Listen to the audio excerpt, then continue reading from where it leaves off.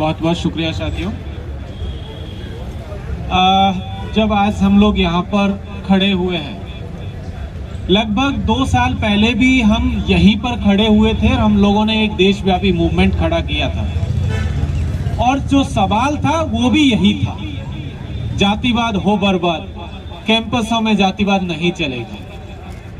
और उस दिन जो लड़ाई थी वो लड़ाई ये थी कि भाई आप जो विश्वविद्यालयों से इन दलित, पिछड़े, शोषित जो आदिवासी तबके के लोग हैं, इनको जो आप बाहर कर रहे हैं, ये बाहर करने का सिलसिला बंद हो। और वो सिलसिला उस दिन कानूनी था। हम लोगों ने वो लड़ाई लगभग 1 साल तक लड़ी और उसके बाद जीती और ये सुनिश्चित किया कि शायद भविष्य में ऐसी कोई लड़ाई हमें फिर से न लड़नी पड़े। लेकिन क्या हुआ, जीबी पंत इंस्टीट्यूट का जो रिजल्ट आया और उसमें जब हम लोगों ने देखा, हम जिस फ्रेटर्निटी से आते हैं, एकेडमिक्स जहां से हम लोग देखते हैं, जो वो पूरा का पूरा स्कोर कार्ड है, उसमें चाहे अनरिजर्व कैटेगरी के कैंडिडेट्स को ले लीजिए, चाहे रिजर्व का ले लीजिए, सबका ले लीजिए।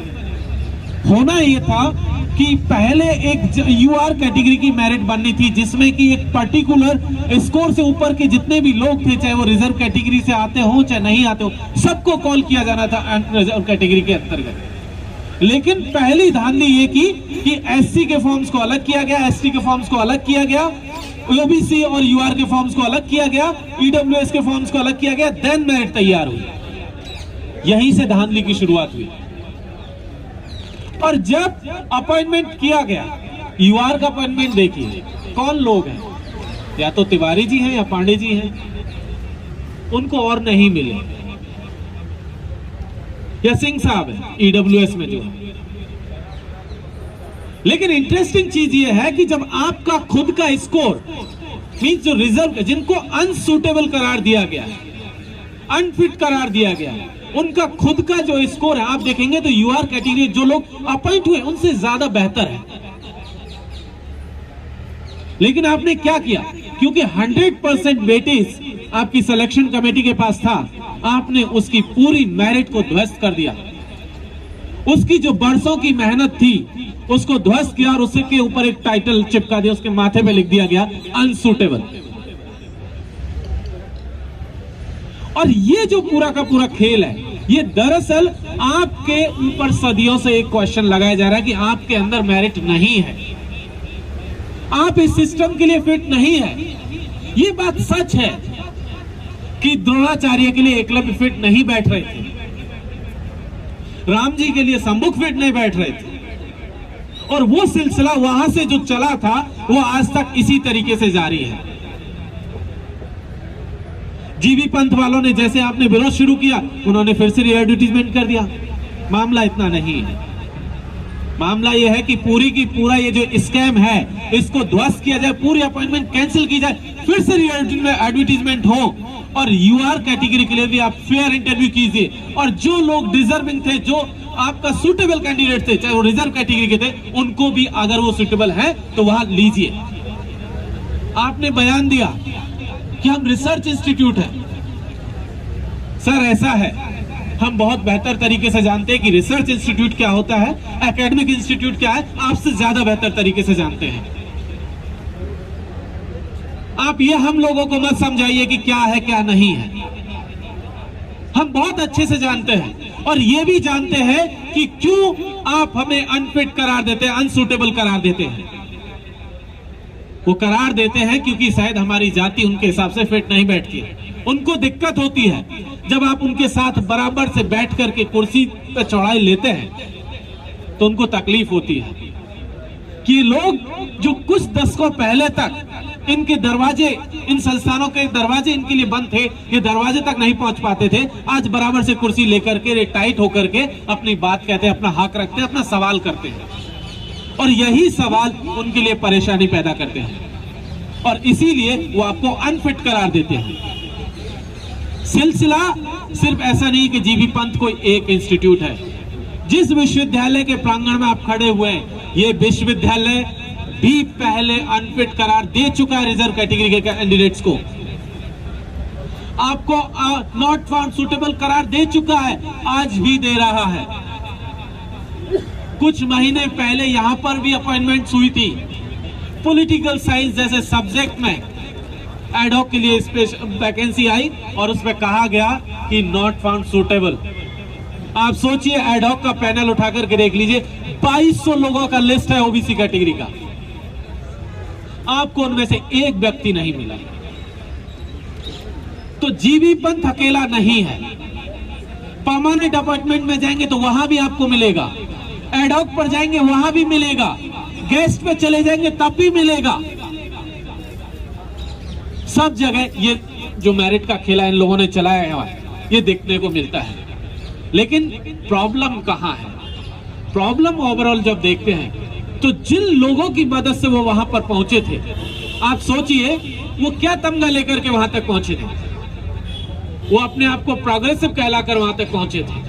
वो कह रहे थे, वो उन्होंने अपने वो जो इंटरव्यू आया है उनका, इंटरव्यू सॉरी क्लिपिंग है, उसमें जो कह रहे हैं कि हम तो बरसों से दलित पिछड़ों के लिए लड़ रहे हैं। सर नहीं लड़े, आप कभी नहीं लड़े, आप यहां तक पहुंचने के लिए लड़े थे, आप अपनी कुर्सी यहां तक बचाने के लिए लड़े थे। कभी आप बद्री नारायण हुआ करते थे, आजकल आप बद्री नारायण तिवारी हैं। आपको उठा करके देखिए उनके आर्टिकल्स, उसमें नाम देखिए, किताबें उठा करके देखिए। 2014 से पहले आप बद्री नारायण थे, प्रोग्रेसिव बन के इंस्टीट्यूट में पहुंच गए और आज आप तिवारी हो गए।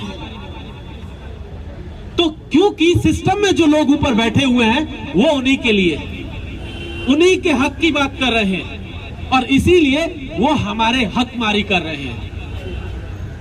आप देखिए, ये सिर्फ यहां तक सीमित नहीं, इंस्टीट्यूशन तक सीमित नहीं है।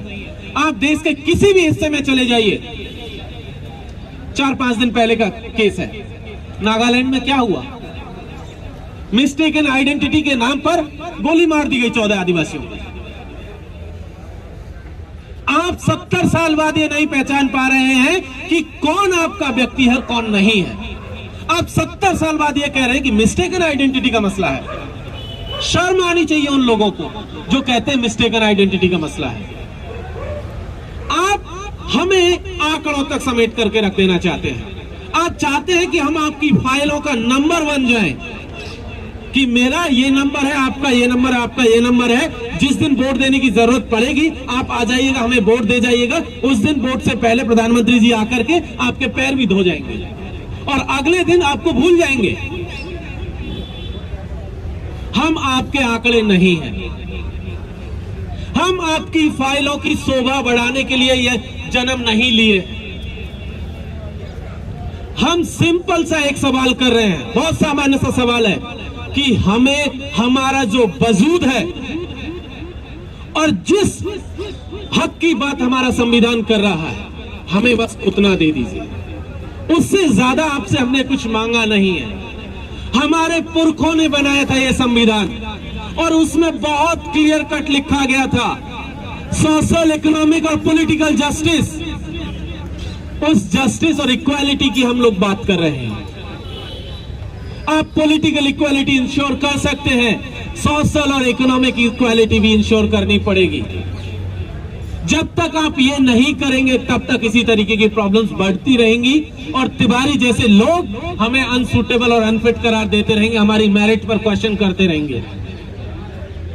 अगर हमारी मेरिट चेक करनी है तो आइए हमारे घर, वहां से मेरिट शुरू करते हैं। जब घर में खाने के लिए दाने नहीं है, माताजी पिताजी जाएंगे, दिन भर कमाएंगे तो शाम को खाने के लिए लेकर के आएंगे।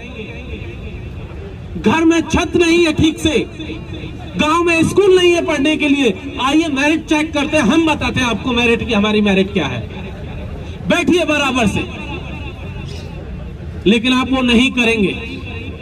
आप ये मेरिट का लॉजिक आप अपने तरीके से हमारे ऊपर थोपते हैं। ये आपका जो मेरिट का लॉजिक है ये धोखा है और इस पूरे के पूरे मेरिट के लॉजिक को हम रिजेक्ट करते हैं। हम इसे नहीं मानते। आपका ये पूरा का पूरा जो छलावा है इसको हम नहीं मानते।